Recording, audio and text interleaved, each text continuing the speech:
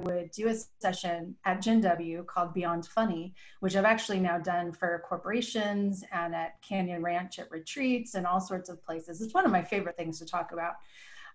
But what's so interesting to me about this is that the material that I use, first of all, I'm not funny. I don't try to be funny. I'm not a performer. There are people here on this call right now who are hysterical, who have studied the craft of comedy. And there is a craft to being a great comedic writer, performer, those types of things. That's not me. That's never been my interest. I actually found out about AATH because I was going through a bout of severe depression. I will also say, because I know the type of community that this is, and I've always been very honest about this, that I was actually quite suicidal at the time, something I've struggled with since I was a child. And I know when that's happening that that's not really who I am. So fortunately, I've always put people around me who I feel like I can honestly say, I'm having one of those moments and I just need to be in a safe space and I'll get through it. So I'm comfortable sharing that. And I hope that everyone else is comfortable with that as well.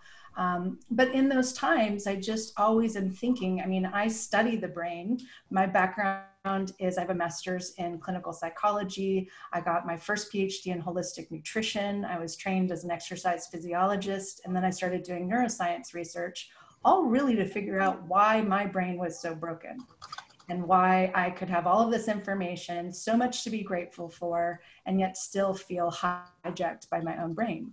And so in those moments, there was this kind of out of body experience of, I have all of this knowledge, like I know I should just relax. I know I should just take a deep breath, but none of that is working to make me see the world more clearly. I always kind of felt like there was we think about rose colored glasses. I always felt like there were days when they were blue and I couldn't take them off. And so I tried to better understand from a neuroscience perspective and really integrative neuroscience, which I'm so grateful for being at kind of the cutting edge of a lot of this research now, is how can I recharge my own brain? How can I bring my whole self back online? And like, what are the strategies that will really help that? And so in this moment, and it's funny, I'm going to share a little bit about a couple of people who are here. In this moment, I reached out, and I've always found that first of all, I should say I'm a super introvert, extremely highly sensitive with emotional challenges. So I don't really like being around crowds of people I don't know. So if I'm looking to better understand something or engage with a group, I usually offer to volunteer or get involved somehow, or maybe like speak. And this particular conference this year was 2 blocks from my condo. I also don't like to travel, so that was really convenient. So I started looking up, just kind of in my bones, I felt like I needed to laugh more and maybe that would help. And so I started doing research, as any good nerd would do, and I found this association and I applied to present. It's a longer story for another time, but I actually was rejected, and then turns out I accidentally got the rejection letter, so I was accepted, and that was funny too. So I decided to go ahead and go and get to know these people. And Mary Kay Morrison, who's here, helped to start the whole Humor Academy. And she's been a past president and chair and everything in every way of service to that group, said, you have to meet this person. Karen Buxman lives in San Diego, where you are. And I think you guys will really enjoy each other. And as my friends from AATH know, when Mary Kay tells you to do something, you do it. Much like Donna, actually, you guys have that in common. You get voluntold for things, but then it always turns out it's a good idea, or at least most of the time. So I met Karen, and I was very hesitant, no makeup, ball cap on, feeling really horrible, didn't want to go. And I went anyway, and something just told me that I should. Sometimes we do things we don't want to do, and afterwards we feel a little bit better. Like we start on the treadmill for 5 minutes, and then 5 minutes isn't so bad. So maybe we do 10 or 15, that kind of stuff. So that's kind of what happened. I'm sure Karen can appreciate that story too. But we became fast friends, and she ultimately became my humor homie and my humor mentor. And really for the last several years, almost every single day, she sends me something funny. And she's taught me so much, as has everyone in AATH, about how important it is to see funny, that we don't have to be funny to see funny. And I think my hesitation was, I don't want to be a performer. I don't want to be on stage. Like, it's the biggest joke in the world that for a living, I travel and speak on stages because those are my two biggest fears. So I don't want to be the center of attention and have the best punchline. But what I started to realize is the more I see things that are funny about life, the more I can navigate things that aren't as funny. And some of the examples that come up for me quickly include last year's Gen W conference, because just like happened in my TEDx talk, when I was up there on stage and talking about all of this, the slides weren't working or the clicker wasn't working. So here I was actually a couple of years ago doing my TEDx talk, and that happened, and I was the first speaker. And I was so excited to be there, and we had a full room of people. And if you've ever done a TED Talk before, you know that they'll tell you nowadays, don't worry if you mess up because we'll edit the video. It's more like, television production when you can make edits and make changes, but I'm usually speaking to people live, and I like the connection that I get with people live. And so no matter how many times they told me that, if something went wrong, I wasn't just going to sit there and stop. I was going to find a way to make myself and my audience feel more comfortable. And so immediately I said, as I often do, hey guys, I'm a stress expert. The only way I can prove that to you is if something goes terribly wrong. So let's just be okay with that right now and expect that something might go wrong. And I just want you to know I'm okay with that. And so then when it did, clicker wasn't working. I'm going over my head, between my legs, around my back, and it started working. So I start laughing and say, well, apparently that's the way this clicker works. I've never used this one before. And again, it wasn't that I had scripted a comedy set. I hadn't thought about ahead of time, what will I do if this happens? But I had actually developed a skill set that fit my style. I think that's one of the keys I would say to everyone is you have to know your own humor style. You have to figure out what you find funny. And the only way to do that is to start experimenting with that, just like anything else. You look for things that are funny. And when you find something funny, don't just pass it over, but actually soak in that for a second, like a hot bath. So instead of just saying, oh, that was funny and I'm really busy and I'm going to get about my day, say, oh, that was funny. Wait, that was funny. How is that funny? Who could I share this with that would also find this funny? And I actually have this in kind of, a step-by-step process that I talk about building your mirth muscle. Mirth, for those of you who don't know, is the emotional experience of humor. And we can actually look at the brain and look at how the brain is organized and see that laughter actually calms the nervous system through the base of the brain and the body. So when we laugh, that's a great way to get circulation moving, and it's really calming to the nervous system. It improves something called vagal tone, which helps to strengthen parasympathetic activity or the relaxation response. For those of you that want to get super nerdy on this, we can set up a follow-up call because I love talking about all of that. But that's kind of laughter. Now, I'm not a laugher, really. Like, I find all sorts of things funny, usually myself, sometimes experiences, sometimes situations. But I don't laugh out loud a whole lot. And so when I first went to the AATH conference and they were having like the world's greatest laughter competition, I had one foot out the door just in case someone called on me, because I do not want to get on stage and laugh. But when you're in the room, kind of like laughter yoga or people who teach these types of sessions, when you're in the room, you can't help but laugh, because laughter is also really contagious.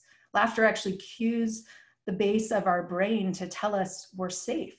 And mirror neurons actually start to pick up this energy shift that happens in the space around us. So even being around laughter, which is why I would say have funny friends, as a great strategy. And I want to say with that never am I saying laugh at your problems or laugh at our crisis.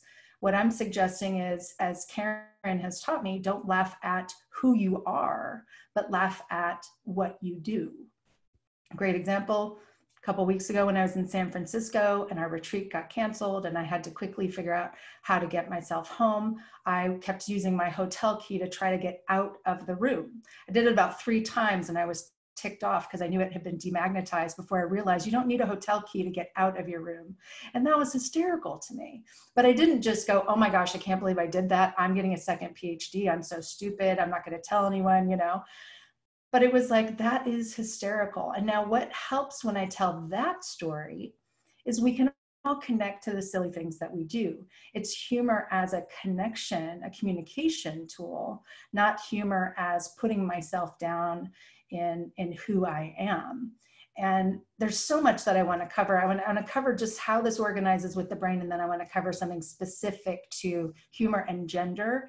And then I want to take a breath because I'm sure Donna has some specific questions she wants to talk about.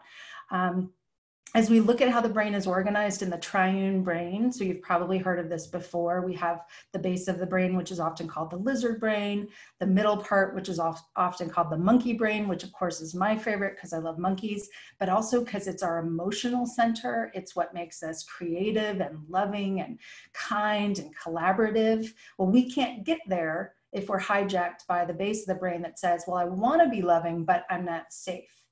Humor and laughter are one of the ways we actually elevate. So we elevate out of our lizard brain into our monkey brain, and we can play with our pain from that place. And this is mirth. This is where we can actually have difficult times and see levity in those. And so many great research articles and books by colleagues of mine. I would love to share those afterwards. But then the top part of the brain is actually my favorite. And I'm doing a stress mindset study right now. I actually had started this before the COVID crisis, but now it's taken on a whole new meaning, and everyone can participate in that. I'll share with you at the end the link you can go to take that assessment, and you'll actually get a chance to learn some things about your own humor style as you do that. But my favorite style is wit. Makes me think of one of our past presidents, Steve Sultanoff, who's so witty. And wit is the top part of our brain that actually like gets the punchline, gets the joke, sees the irony in things. And there is this kick of discovery that happens when you're witty. When you hear a joke, no matter how bad it is, and you get why it's funny, there is a hit of a neurochemistry cocktail that happens in your brain that allows you to relax, rest, repair, recharge, refresh, all at the same time, even just for a moment. So this is a fun one because I think this is where we get that intelligent humor or satire humor or other things I think a lot of us are drawn to. And I will tell you, just from the first kind of 60 people who've taken that stress mindset survey, that was the one most people enjoy. And I think that's probably because a lot of my Harvard students took it, and a lot of my AATH friends took it, and a lot of my other like stress mastery professionals took it, and they like that kind of nerdy type of humor. So it'll be interesting to see how that kind of unfolds. But we're also asking questions, fun questions, like if you were stranded on a deserted island, which sitcom cast would you want to hang out with? And some of those things are helping us to identify your humor style, not just for like, oh, that's interesting. My goal is, how do I help you use that to fuel positive change in the midst of stress? So if you know, I will say for me personally, there's no question, anyone who knows me knows what sitcom cast I'm hanging out with. It's going to be Seinfeld. So for me, what does that say about me? I like observational humor. I like the group working together. I like the ensemble cast. I like the different personalities. I like the complexity, but we've got a lot of other options in there. And in fact, for those of you on chat at some point, if you feel like just letting me know, it'd be fun to see what sitcom cast would you want to hang out with? And you probably have some I haven't even heard of before. So Donna, I'm going to take a breath for a second. Heidi. Yeah, and I was going to say, tell me what yours would be. Perfect timing, because we have, we have a person with us today, right? Your co-conspirator, Michele Ganeless, who actually has hands-on experience. And while we're going to tell you and her who we want as our comedy people, she's actually cast these people. And what's interesting, Michele, I took notes as Heidi was talking, and she says, laughter tells us, our brain, that we are safe, which is interesting, right? Because it feels unsafe sometimes to laugh. Did you know that you were running a network that was all about our brain safety? No. And if I did, I probably would have quit. That's way above my pay grade. But what, I come from such a different perspective than Heidi, and it's also fascinating and interesting to hear about the sort of brain function behind it. I was obviously running a business, right? And I was in the business of comedy, which is a whole other real gestalt in terms of the world made up of comedians and writers, and trying to figure out what people want and helping to understand the audience. There's a sort of the TV executive, and who's going to, how are we going to find the shows that get the most viewers? And then there's the, how do we understand our viewers better? Some of a little bit of what Heidi was just talking about, understanding people's favorite comedies, understanding our specific viewers at Comedy Central, and trying to figure out what would be the most effective, getting them to laugh, which means they would watch more. And one of the things we found, not surprisingly, and I'm sure you're seeing this in the comments, as people are putting up their favorite sitcoms, is comedy is super subjective. Everybody has their individual taste and their individual, funny bone, for lack of a better term.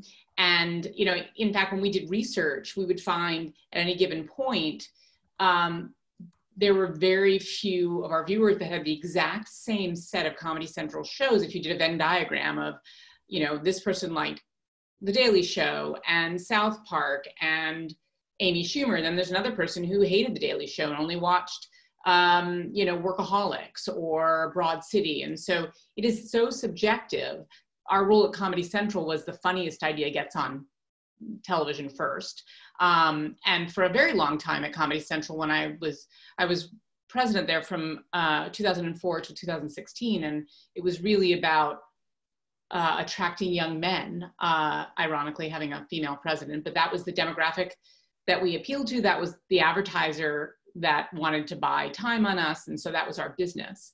And over time, we broadened it out and had shows like Inside Amy Schumer and Broad City, and brought in more female correspondents on the Daily Show, and it became a broader network. But one of the things I find and always found interesting about comedy, and perhaps there are some, you can talk about this a little bit, Heidi. One of the things that I love about it is it's a way to be a truth teller.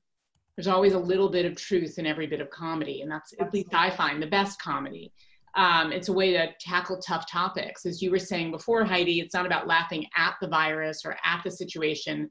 It's helping to understand it through satires, through parody, through, the Daily Show is a perfect example of that. You see Trevor Noah now, who is the host of the Daily Show, interviewing people like Bill Gates, like Dr. Fauci, using humor to get information out to people who might look at it as homework, who might look at it as dry. But this is a way to really open up the aperture for people and tackle hard topics. It's also, a way to make things less scary. All the videos that you see going around right now about people washing their hands and then trying to turn off the sink without touching the thing that they touched before they washed their hands. And, it's adding humor while teaching. And as I've left Comedy Central, over the last 4 years, I've been producing, as Donna talked about, trying to put more women behind the camera, in front of the camera, get women's voices out there, to, again, open up that aperture for people, because so much of the comedy world for a very long time was very male-centric. And I'm also, as she said, my most important job, and what I'm known most for now, is being the mother of Lucy, my sixth grader, who's in another room in our apartment on her Zoom science class right now. She's going to be able to teach us all how to Zoom better. I keep trying to sing the theme song to Zoom as if it means something to her, and it doesn't. But I'm going to play it. I found it on YouTube. If anybody remembers that from their childhood. But, bringing comedy to kids, so much of the comedy that's out there right now for kids is just sort of very basic and,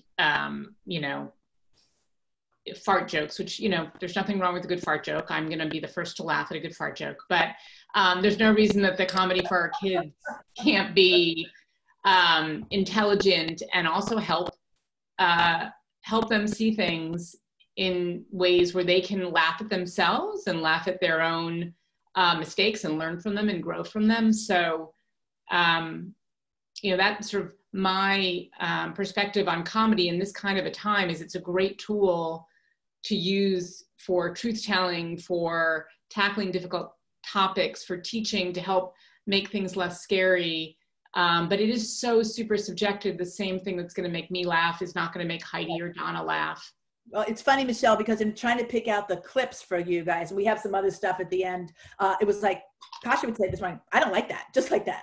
Okay, Kasha, what do you like? And it was interesting, all of our different perspectives. It's also revealing every time we talk how our different perspectives truly change the content, what we ultimately do. I would love to ask you both. And first of all, I just love, I hope other people are loving as well, the fact that we have a neuroscientist talking about comedy, how it impacts our brains, how we intake it in different places, how it can alleviate our stress. And I'd like to talk a little bit about that more. And then obviously how humor has this more global, even from a business perspective, impact on the way we learn and the way we can take in information. It's really fascinating. I did just want to take a second, and you did ask Heidi, everyone, to tell you what he shows. Beth Grieve from California. Hey, Beth. Cheers and Seinfeld. And obviously some of this is generational too, right? Which is also interesting. Jeannie Milbauer from, I think she's in the Washington area, Schitt's Creek, which also got a lot of votes. The Good Place and The Big Bang Theory. Amy Ruth, The Big Bang Theory. Paul Osenkup, should we consider him? I guess we will. He said Schitt's Creek. Chris Reese, Everybody Loves Raymond. I think I saw, Christina Upchurch, Parks and Recreation. Reggie, Gilmore Girls. Shafali Butani, Middle, was that the whole show? Northern Exposure from Mike Deaton. Oh my gosh, who remembers that? The Mindy Project from Courtney. Friends, there were a bunch of Friends. Anyway, really very interesting. And there's not anything that's really kind of new here. Like you don't want to hang out with the people from, I'm trying to think. Like Silicon Valley. I love that show. They were so funny. Anyway, let me go back to both of you. People came here because we wanted to laugh, and I hope that we can do that together. But we also want to understand how we can, any method necessary to alleviate stress.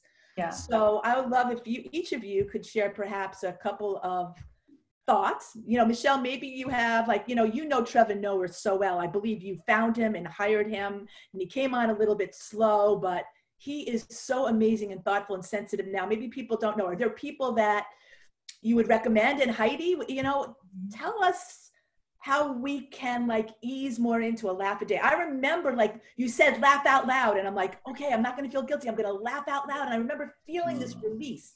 Yeah. So Michele?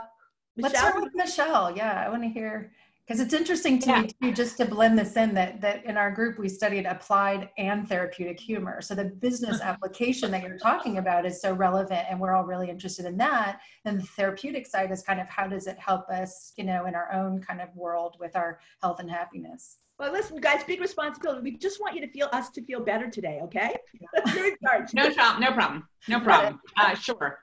I give you my personal recommendations based on my personal taste. I do think, when we hired Trevor, when John was ready to move on, which was a very hard time, but he described it to us, for those of you who miss John, and I miss hearing his take every day, but at the time he described having been at the show for 16, 17 years.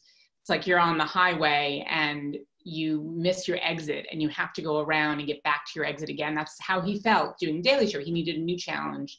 And so when we decided to hire Trevor, who John had actually found, Trevor was a stand-up, sort of more well-known internationally than domestically. John had found him, and he did a couple of pieces for the Daily Show. And then when John let us know he was leaving, we all came to the conclusion that Trevor was the perfect next host, because what we couldn't do was hire Jon Stewart light. We couldn't try to find the next Jon Stewart, because that's a no-win situation. And there was a new generation coming in that needs to see the world through their lens. And Trevor, who's now probably ancient comparatively, is probably close to 35 now. He was 31, I think, when we hired him.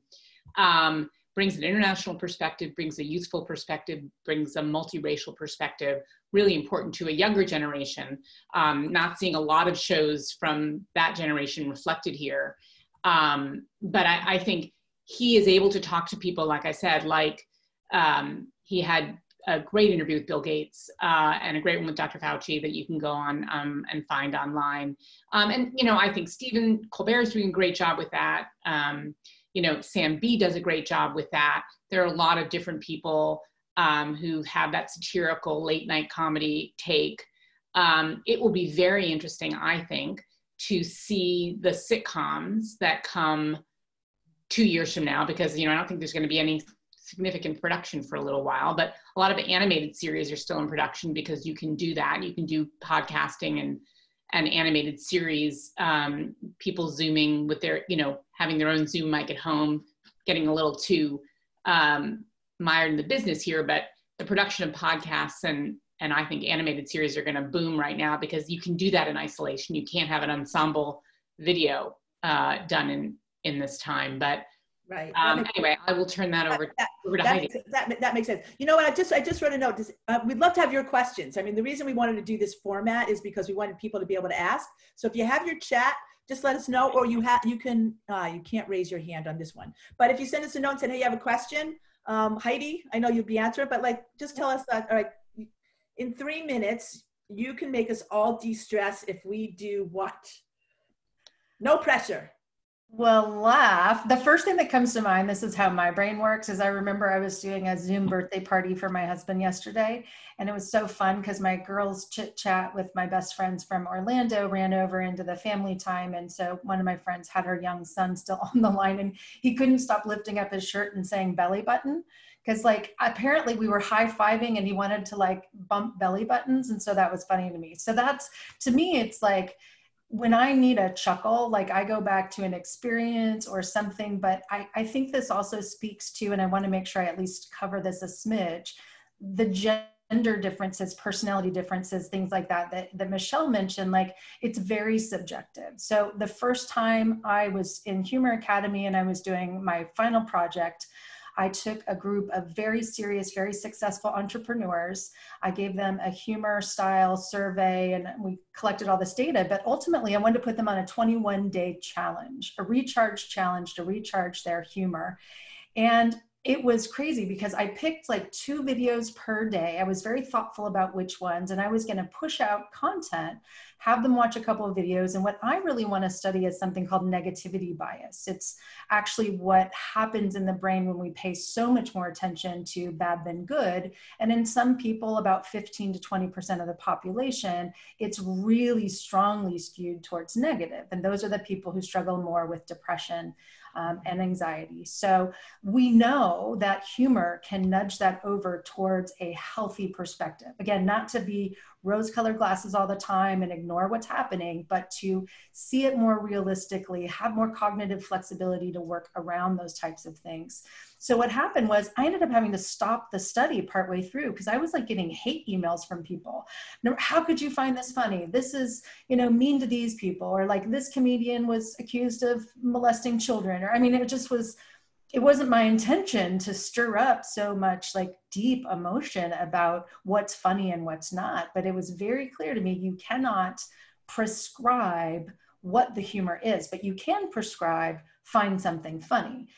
And in fact, with my corporate clients, I always tell them at the very end of my session, before I conclude, I always start with humor and end with humor because it prepares the brain to learn. It helps solidify memory, helps us feel better, all those things, helps them like me more too, which doesn't hurt. But at the end, I always say, there's a great exercise with your kids is don't tell them to be funny or find something funny. Ask them, what do you find funny? Tell me something funny that happened today. And let's say you do that just for a week. Let's not even say 21 days. Let's say 7-day humor challenge to recharge your mirth muscle.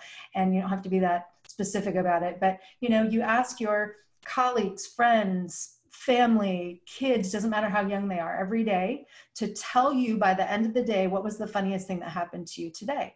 And what that does is it just creates a stronger lens. It just helps you kind of lean into those experiences. And even kids who are being bullied, who can't control, their being bullied situation, what they can learn at a very young age is that their actions matter and they can control their experience. Going back to Dr. Edgar, what you can't take away from me is my mind. You can do what you want with my body, but I have the right to choose. Viktor Frankl, all of those types of things. So with that, I just want to say it's kind of a funny little wrap up, Michele. I literally went into mourning when John left.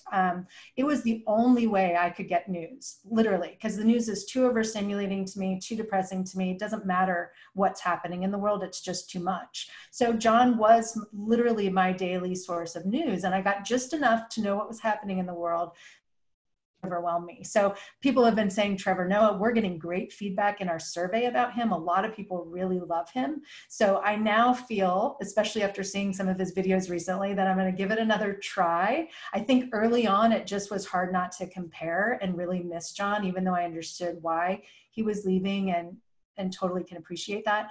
But now I'm really excited. Like I'm excited to get to know the show as it is now, and Colbert and Zambi and all that. I still love all of those shows. So let me just jump in here. Okay, we have Sue Kornhauser. Thank you so much. If we press participants, and then you should all have a little hand in your right hand of your screen. If you raise it, then we can see if you want to raise answer a question. While you're looking at that, there are some really good comments. Right here, where's Paul? Oh, you know what? Paul's getting in here, Heidi. He read Comedy Central's market research that found 88% of millennials say humor, as opposed to music. I guess we should cancel the music show. Is their number one form of self-expression. Why do you think that is, and what do you think it means? I actually remember that study, and I'm sure it's grown. And we used to do this presentation to advertisers, actually, that was, comedy is the new mixtape. When a millennial, or younger than millennials even, the sort of teenagers these days, they can be, even if they're not funny, to Heidi's point before, they can be the first person to discover a funny clip. Yeah. They can post it on whatever social media they want to post it on, and then they have that sort of ascribed to them as they are a funny person because they found that funny clip. They can help explain who they are to people by saying, I like Trevor Noah, or I like Mike Birbiglia, or I like, Brooklyn Nine-Nine versus I like Blackish. So humor helps them say who they are versus sort of perhaps our generation who felt like, giving somebody a mixtape was giving them a piece of yourself. Now, clips of comedy really help explain who they are. We talked about comedians being the new rock stars. Yeah. I want to add to that too, another article that I love that I was just rereading, and this one's on Harvard Business Review, so I can post the link in there in the chat. But this one was about the difference between men and women who are funny at work. So this one really stopped me for a second, and I actually know the person who did the research, so asked a bunch of questions. But I just want to make this important point, is I think how we're using humor and even comedy strategically can matter based on the perceptions of others. So if you read this, the tagline is essentially, making jokes during a presentation helps men but hurts women. Well, they gave them both the same types of humor in different types of audiences. And basically what they say is, if you are kind of emphasizing the judgment of other people, it's going to strengthen that. So for men, it made them seem more strategic and more likable. With women, it had the opposite. And part of that is kind of back to this point of subjectivity, is that if in this case, if you're taking video clips that someone else has created and you find them funny and you share them, there's a bond and a connection and a safety of, this is funny, I like it, here you go. Now you still may get kind of harassed by thinking it's funny, as I have, but it's still, there's some safety to that. If you're trying to tell a joke, and I will say this as a female who works primarily with men in business, that there's a different way of doing it. I don't make fun of who I am. I'm never going to get up there and say, oh, I'm a woman, I'm overly emotional. Isn't that funny? In fact, comedy is oftentimes this unexpected situation like that. Like if I got up there and said something totally outrageous, maybe people would laugh, but they wouldn't like me more, respect me more, want to hear what I have to say. On the other hand, if I'm able to be witty with intelligent humor, if I'm able to talk about funny things that happened in my childhood because I was an athlete, and the guys are primarily athletes and they get that, without changing who I am, if that's authentic to who I am, I have found that that is one of the best ways to get people to connect, listen, bond, appreciate, respect. The challenge is you have to be authentic to who you are. So if someone writes you jokes that they think you're funny and you're trying to make them funny, it's going to totally disconnect your audience. And Michelle, I'm sure you've seen that too with, viewers who it's like, this is funny and we're telling you this is funny. You just don't know if that's going to land. True. But here's a question. Let me jump in here. Allie Tucker, who just graduated with her MBA from Duke, she says, when I think of stress relief, I think of working out. I do too. Is laughter similar to being active? Does laughter also help relieve anxiety? Yeah, so there's different ways. So I love this question. Thank you for asking it. And that's why I always like to say, keep in mind that there are these 3 levels of the brain, very simple, because laughter itself is physical activity. So you are improving circulation and your muscles around your abdominal area are contracting, you know, so there's something going on that improves blood flow. We know immune function is increased. So there's a lot of stuff happening there. Also, the vagal nerve goes very close to the neck here, and the vagal nerve is what stimulates relaxation. So if you gargle water, or if you sing or chant or laugh, that's actually very calming and relaxing to the nervous system. So there's those physical things happening with laughter. I just want to also emphasize that you could laugh without something being funny, and you could find something funny without laughing. So there's all these different things going on. So if you force yourself to laugh, as many people do doing laughter yoga, it starts off just as a forced he, ha, ha, ha, ha. Sounds ridiculous, actually. And then it gets pretty funny. Now you're laughing because it's funny too, and you're getting all the benefits. So sometimes one leads to the other. It's also just why I want people to understand that if you laugh, that's great. Laugh out loud. Laugh, as Karen would say, till the tears run down your legs. Go for it, but also don't minimize the little giggles, the little chuckles, the little things that you just find funny, because you're getting benefit from those as well. And I will say, I'm having to do this right now. I'm on my 6th week of being sick. I still can't work out. I used to run almost every single day. So I feel like something has literally been ripped out of my life that I've been dependent on. Even laughing, if I laugh too hard, it's still difficult for me. So I'm really leaning into finding more things funny. It's why I was so glad to start the week this way too. Yeah, we're so happy too. Annie Flipsy says, I think you have to create a container for funny with intention, asking where's the funny in this mindfully, which I think is a great comment. Yeah. And then Chris Reese, he just sent us this one, which is really amazing. He said, humor heals. As a member of my father's support system, I implemented humor as his mode of communication. We found out this past Friday he's cancer-free. He beat Hodgkin's twice. Second time, my mom and I made him keep a humorous brain during it all. 0 cancer. Wow. Wow. Wow. The power of humor. So anybody else have any questions? Sue, I haven't been able to see how the hand thing works, but I just want to add to that, for those who want to learn a little bit more, there's a great book. It's a classic, Anatomy of an Illness by Norman Cousins, that talks a lot about how he healed his own body through laughter and humor. So that's a good resource. Certainly we have more at ath.org as well. All right, so listen, there's a contagion out there. It's called a virus, but there's a contagion right here, and it's called laughing. Yeah. And we know that this one ends always in a good space. I wanted to share a little story, Michelle. Maybe this is something, Michelle's making movies right now, but Tara calls us up on our team. We have this Zoom call, and Sherry, get ready for this one. And her kids, she's at her trash can, her kids coming out, they are apoplectic. They don't know, they're like, Mom, you have to understand something's wrong with the toilet. It's smoking. Mom, you have to come in the toilet. Something's coming out of it. It's smoking. And so she goes running in. And this is what she finds. Of course, comedy is about timing, but this is Zoom comedy, so I appreciate it. I appreciate your patience. And this is what she finds. Where's Sherry? Okay, no, not that one. She didn't find the dogs. She found, by the way, this is what makes good comedians and good technology appreciate it. This is funny, Sherry, actually. There it is! We all just laughed. This is her kids. They're That's 14 awesome. And 10, right? Mom, the toilet was, I obviously in this day and age with toilet paper shortages and all of these jokes, I just thought this was pretty special. Michelle, would love to close up. I'm going to just check if there's any more questions.